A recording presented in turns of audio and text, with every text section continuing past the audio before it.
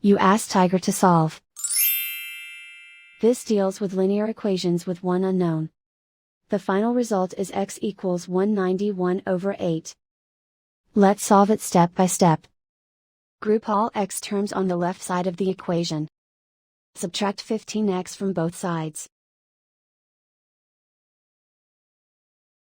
Group like terms.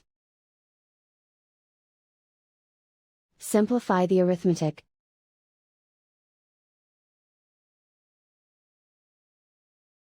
Group all constants on the right side of the equation. Subtract 191/2 from both sides. Combine the fractions. Combine the numerators.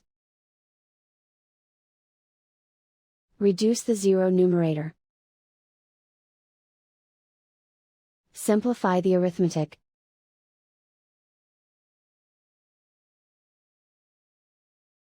Isolate the x. Divide both sides by -4. Cancel out the negatives.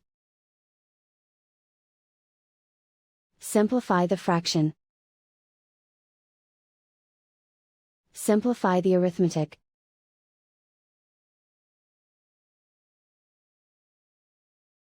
And so the final result is x equals 191/8.